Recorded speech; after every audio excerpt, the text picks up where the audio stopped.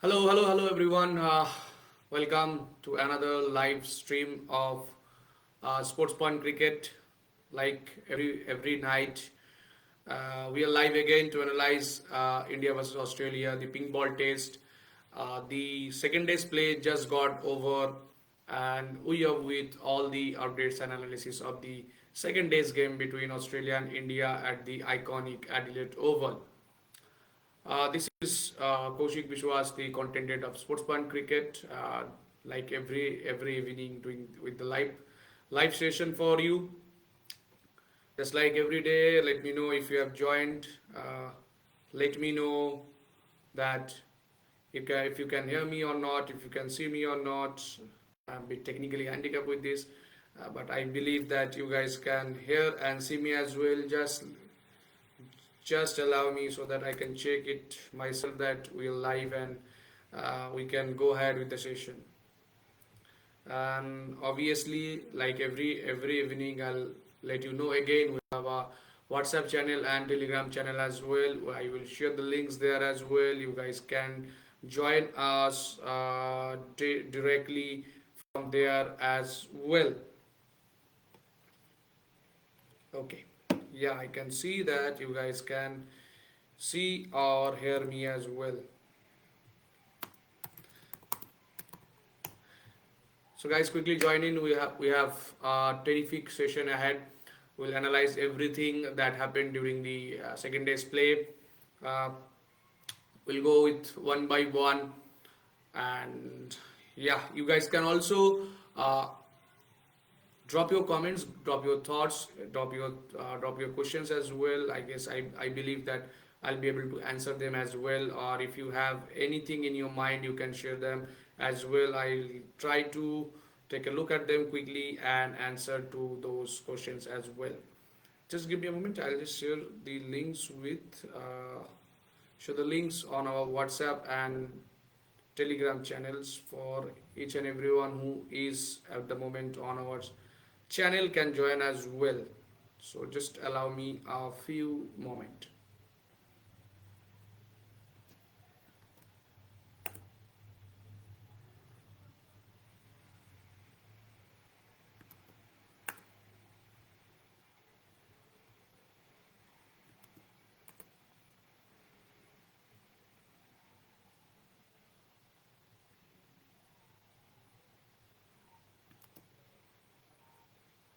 Okay.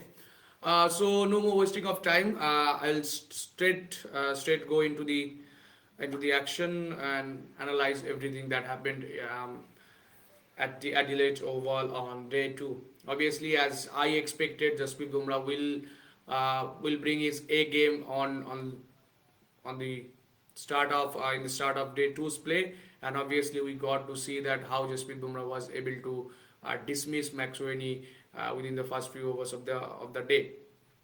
But the thing is that, like I had said, that it would be someone's game that who could easily can take the game away from India, and that is obviously Travis Head. Even in the World Test Championship final, we saw even in the ODI World Cup final, we have seen that Travis Head is someone who can be unorthodox, who can be flashy at times, but he is a terrifically effective cricketer. And with the running ball 140 from him, I think that is the innings that took the game away from India. If you can check everything if you can match everything between India and Australia, like it would be like head to head or shoulder to shoulder. But the thing is that with Travis Head's 140 from 141 balls, it is the innings that took the game away from India. One of the best innings, obviously a home lad, a lad that is born and brought up on the South Australian pitches and who plays for the South Australian team. Obviously captains them as well, and now his third Test century at Adelaide Oval. He knows how to play there. He is habituated with the bounce and pace of that wicket. And we expected that obviously a local lad who can get those runs, and every time we get to see Australia a bit under pressure, and someone like Travis Head comes in and do the job. India, I think, did well upfront to get rid of someone like Manus Labuschagne, who was looking good, who was looking solid in his defense.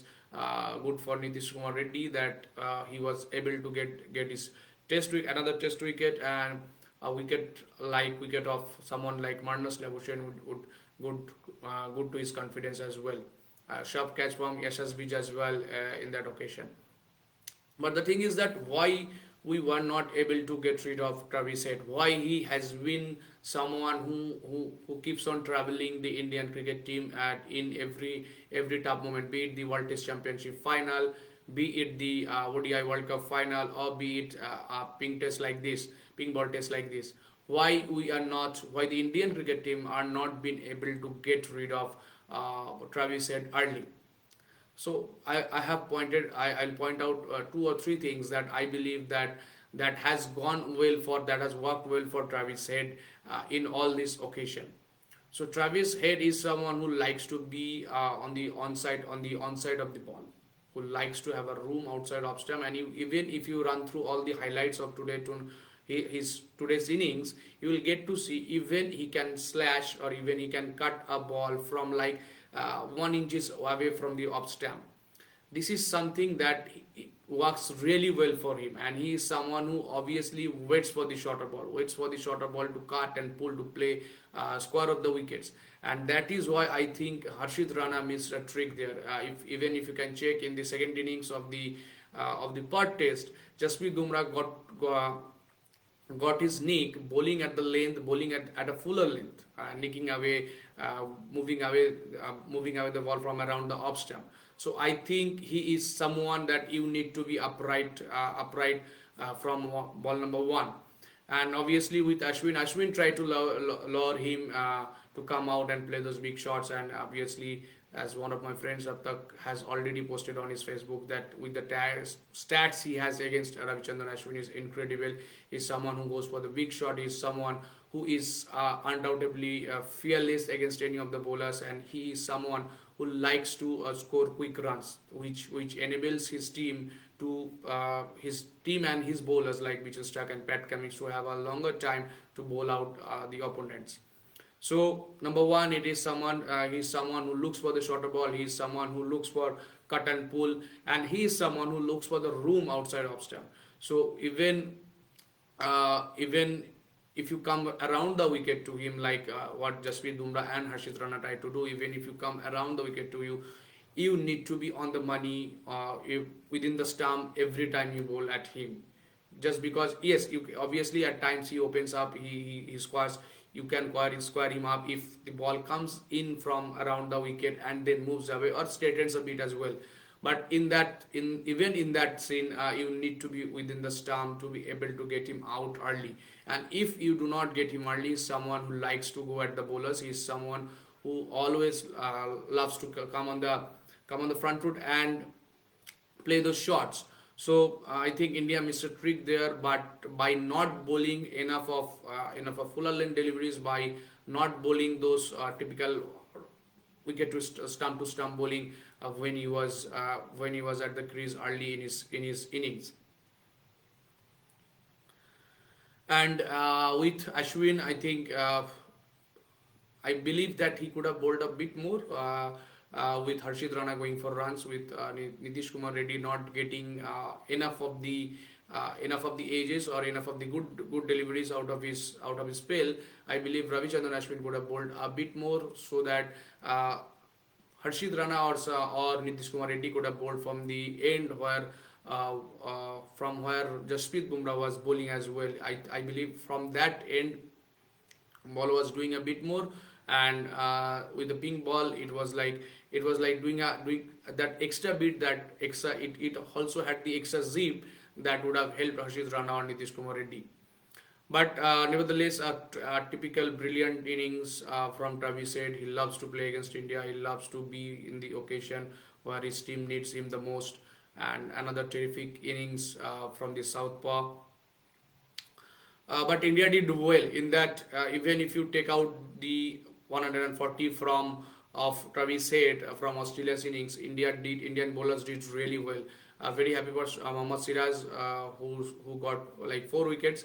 But the thing is that what India did well was to get rid of the tail very quickly. Even we have seen in like 3 or 4 in last 3 or 4 years that we have seen always a mostly against teams like Australia or England. We have seen that India gets like 6 or 7 wickets quickly, but after that it is the tail that frustrates them a lot in the test matches. So with Siraj and Bumrah doing the cleanup with the cleanup against the tail, I believe that India did really, really well to bowl them out after Travis Head got out. Good for Mohammad Siraj, good for obviously a champion bowler like uh, Jasprit Bumrah as well, who got 4 wickets again. A brilliant spell from him as well. But one trick that I think Rohit Sharma missed is obviously Ashwin could have bowled a bit more. He was getting a bit of run and obviously also the bounce as well. And another trick that Indian bowlers miss that they could have bowled more fuller lengths and obviously they could have attacked the stumps more against Travis Head. And now coming to India's batting, we'll come to India's batting. We expected Yashasvi Jaswal and KL Rahul to start well because they both looked good in the second innings in Perth Test as well. So we expected them to do good, but with Mitchell Stark, with the confidence he has at the moment, and obviously uh, he gets sharper with every delivery in pink ball test. So it was always had doubts in our minds that whether they will be able to cope up with the pressure. But always with Stark's bowler someone like Stark, we always know that he will go for runs. He will try to bowl at fuller lengths. He will try to swing the ball. He will try to swing the ball late, and that is why you can cash in as a batter. That is why you can cash in as a batter, and that is what I believe. Both SSB Jaswal and KL Rahul did well at the start. But the thing is that when you pair someone like Stark with Pat Cummins, you will get that extra aggressiveness from the other end as well. So there is no room for error for you. There is no room for having a breathe in for you. So that is what Australia has the capability as a bowling lineup at the moment. Beautiful bouncer to I think surprise KL Rahul. KL Rahul was not expecting the short ball. It came quicker than what he expected. He got cramped as well. He thought it might be going down the leg side, and he got cramped as well. And that ball got his gloves, and we saw the demise of his innings. But KL Rahul was looking good as well. With the start India had, I believe that obviously they were scoring like 5 runs per over or more than 5 runs per over, and I believe that is what you need to do against a bowling lineup like Australia if you want to go over a deficit like 157 runs. And when we saw later in the innings what Rishabh Pant tried to do against the Aussie bowlers, if you let them bowl at an area, they will keep bowling you at that area, and there will be one ball that will get you out. So what Jaswal was trying to do was good, but the thing is again with if you allow someone like Scott Boland to get his length from the first ball, he will get you out. So on Australian soil, obviously he's someone who averages like 12 on Australian pitches, and he averages like 100 or 110, like I believe 11 times more than what he averages on Australian soil or Australian pitches. So he's someone who loves to bowl, who bowls on those Australian soil very well. He knows the pitches, he knows the bounce, and obviously the speed of the wickets as well. So if you let him bowl in that area, he will nick you out. He will get you out every time you bat against him. And I believe what Jaswal could have done, he could have come a bit outside the crease to negate that movement, because other than if you compare the speeds of Pat Cummins and Mitchell Stark, Boland is way too slower than him, way too slower than them. So he bowls around 130, 130, 132 around the pace. So if Jaswal could have come out of his crease and negate that movement, he could have, I think, survived. But he was looking good, 24 runs from 30 odd balls. He was looking good. Even Shubman Gill was looking good too as well.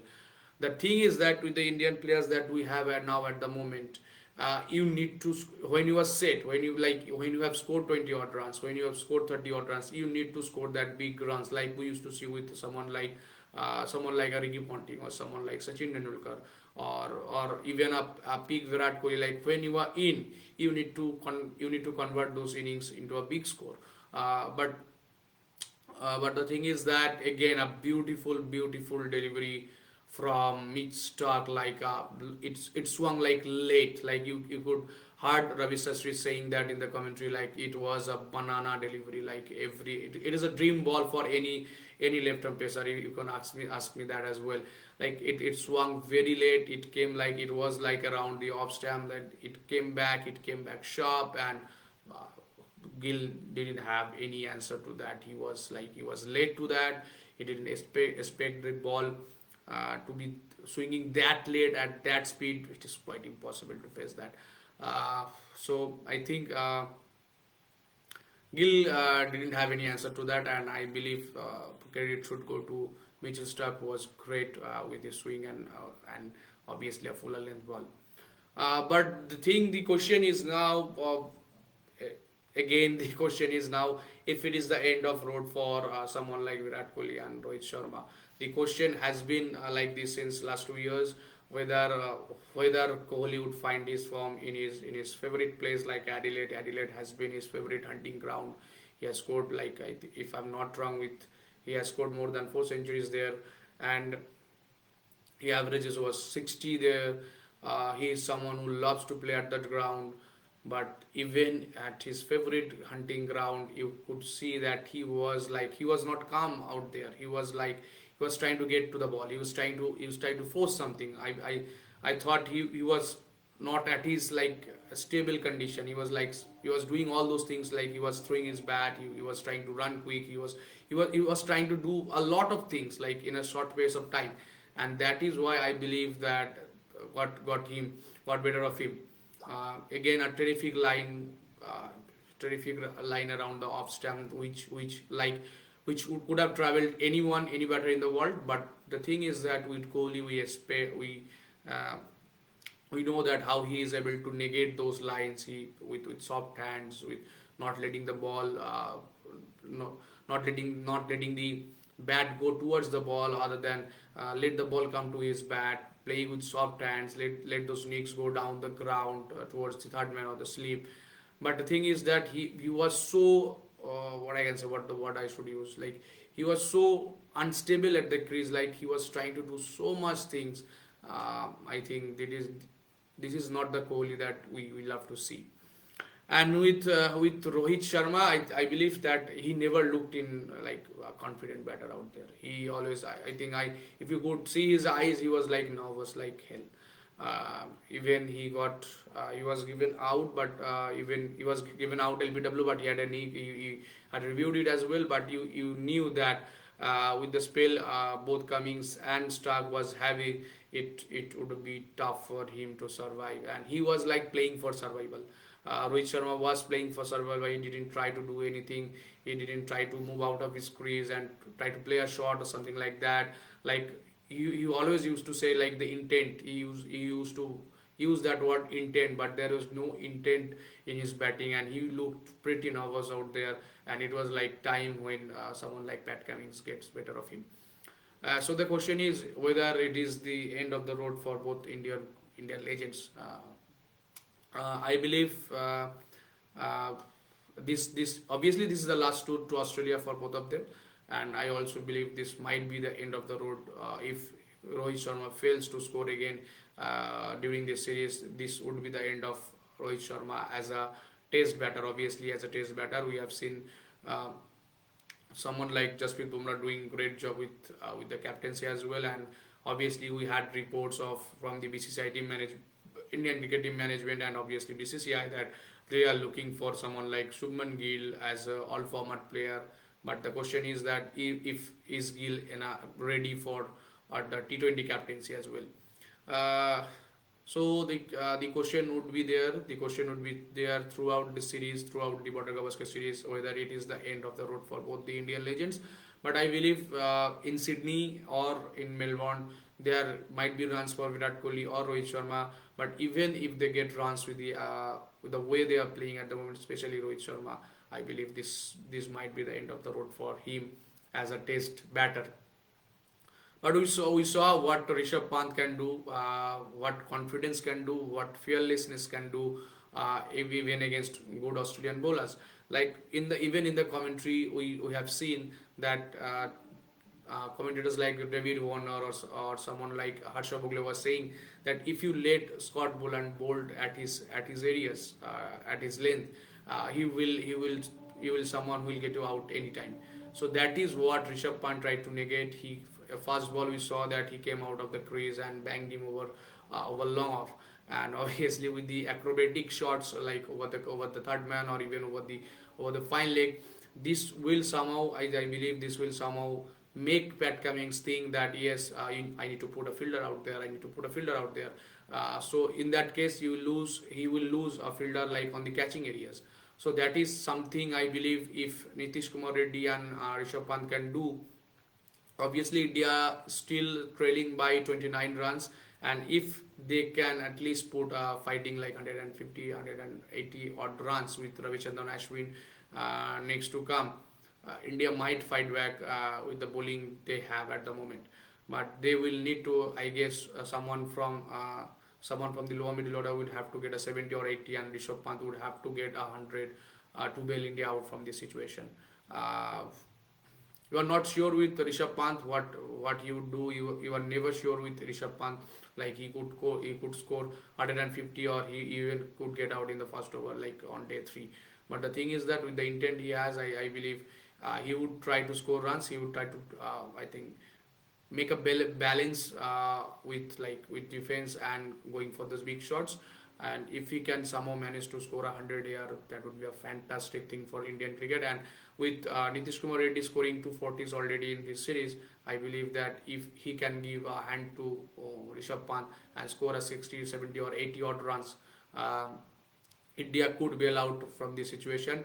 And someone like Ravichandran Ashwin would have to score as well, because I believe he hasn't bowled that much, and he was taken into the team so that he could balance out his batting and bowling. So if he can contribute with the bat like 30 or 40 odd runs, and we could have like 30, 40 odd, 50 odd runs from the lower middle order with Rishabh Pant scoring 100 and Nitish Kumar Reddy contributing like 60, 70 or 80, and India can reach a target of like 180, 190. You never know with someone like Jasprit Bumrah we have in the bowling order. Uh, let's see what happens tomorrow. We can only hope for good things for Indian cricket team, but there would be questions on Rohit Sharma and Virat Kohli as a batter. There would be questions on Arshid Rana. Is he capable enough to play 5-day tests, or should we bring Mohammad Shami directly to Australia now for the third test? These are the questions will be asked throughout this series. These are the questions will be asked throughout this test match as well. Let's see what happens tomorrow. We are running a live blog, or we are giving all the updates on our website as well. Let me rephrase that as well. It's sportspoint.com, sportzpoint.com for all the football fans. We also cover the matches live on our website, Premier League matches, Indian Super League matches, so you can check those out as well. We have authors from all around the India, all over India, and also we have authors from of Nigeria as well, who is a Premier League expert. So you can visit our website to check those football live matches as well. Other than that, this live will be obviously streamed on YouTube too, and you can follow us there, and you can also follow us on Instagram as well. Saying that, if you like our analysis, we'll try to do that throughout the series, throughout the test match. If you like the content, if you have stayed there with me for the whole like 20 or 24 or odd minutes, you can give us a like, you can comment your thoughts, and obviously you can follow us as well. Thank you for watching. Good night.